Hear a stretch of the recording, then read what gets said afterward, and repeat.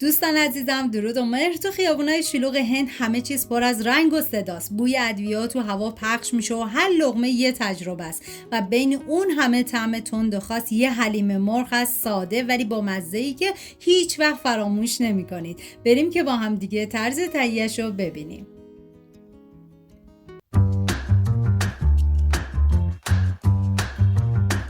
Audio Jungle.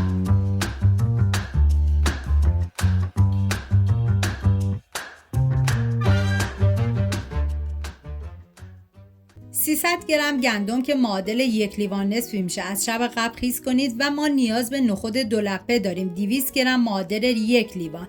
به نخودی که از 48 ساعت قبل خیس میشه و بعد از اون پوستش ازش جدا میکنیم، به این کار میگن دولپه شدن.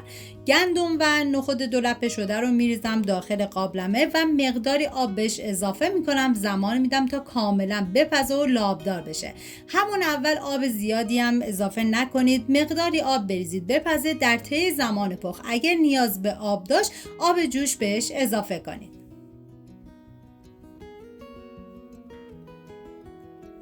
2 عدد پیاز رو به صورت نگینی ریز میکنم. من چون در آخر میخوام از پیاز چیپسی برای تزیینش استفاده کنم، توی این مرحله از 2 عدد پیاز استفاده کردم. ولی شما اگه خواستین در مرحله آخر از پیاز داغ استفاده کنین برای تزیینش، تو همین مرحله از پیاز زیادی استفاده کنین و به صورت اسلایسی ریزش کنین و بعد از سرخ شدن مقداری از پیاز رو بذارید کنار. نیاز به 4 حبه سیر داریم که با دنده ریز رنده میکنم. 5 عدد گوجه فرنگی رو به هر روشی که راحت هستید پوره کنید. اگه گوجه فرنگی در دسترس نداشتید، میتونید از 3 قاشق غذاخوری رب گوجه فرنگی استفاده کنید. ولی به نظر من اگه از پوره گوجه فرنگی استفاده بشه، طعم این غذا رو فوق العاده خوشمزه تر میکنه. داخل قابلمه مقداری روغن میریزم و بعد از داغ شدن پیازی که ریز کردم و بهش اضافه میکنم.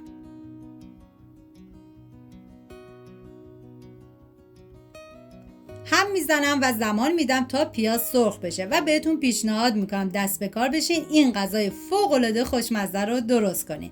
ادویه های این غذا نمک، فلفل سیاه، فلفل قرمز، زردچوبه و ادویه کاری هستش.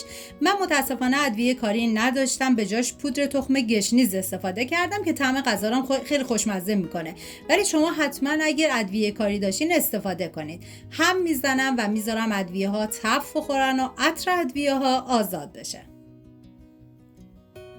بعد 300 گرم سینه مرغ نیاز داریم. من چون میخواستم حلیمم گوشتش بیشتر بشه از 450 گرم استفاده کردم، ولی شما همون 300 گرم رو استفاده کنید. میذارم تا مرغ ها کمی تف بخورن.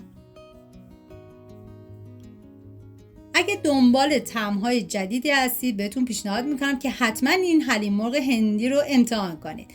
سیر رنده شده رو میریزم و میذارم یه تفت مختصری بخوره.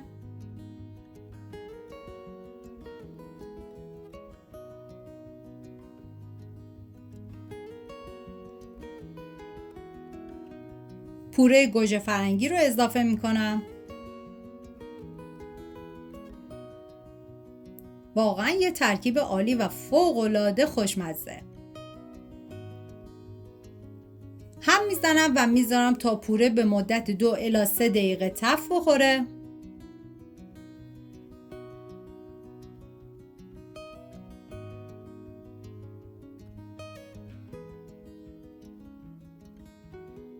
و دوباره یه هم میزنم.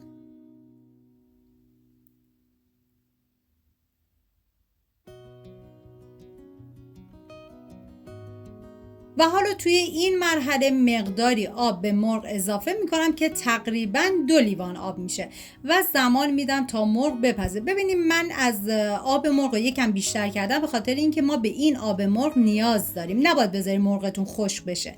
حالا تا مرغ میپزه میریم سراغ گندم و نخود که دیگه کاملا پخته شده و لاب داده. اول یه هم میزنم و نکته مهمی که در طی زمان پخت حتما چندین مرتبه هم بزنید و بعد با استفاده از گوشت‌کوب برقی یا گوشت‌کوب دستی کاملا میکسش کنید.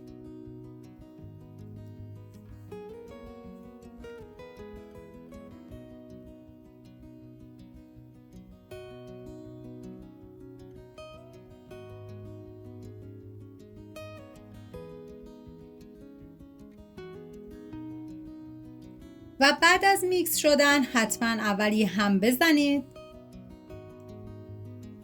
و من مرغ‌ها رو با استفاده از همزن برقی ریش کردم که با همزن برقی مرغ‌ها کاملا یک دست ریش میشه، ولی شما میتونید با دست این کار رو هم انجام بدید. مرغ‌ها رو میریزم و هم میزنم تا همه مواد با هم دیگه مخلوط بشن.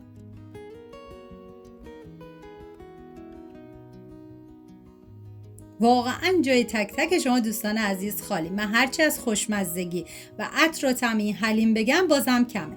حالا آب مرغ رو بهش اضافه میکنم و زمانی که آب مرغ رو اضافه کردیم باید بذارید نیم ساعت دیگه با حرارت کم بپزه و جا بیفته. هم میزنم. ببینید اگر هم زدید دیدید که موادتون سفته، 1 لیوان آب بهش اضافه کنید. من مقداری پیاز چیپسی ریختم که شما میتونید پیاز داغ بریزید، ولی کلا پیاز داغ و پیاز چیپسی قابل حذفه. و نمک رو تست کردم، دیدم نمک غذا کمه، مقداری نمک بهش اضافه کردم و هم میزنم و دیگه بهش زمان میدم.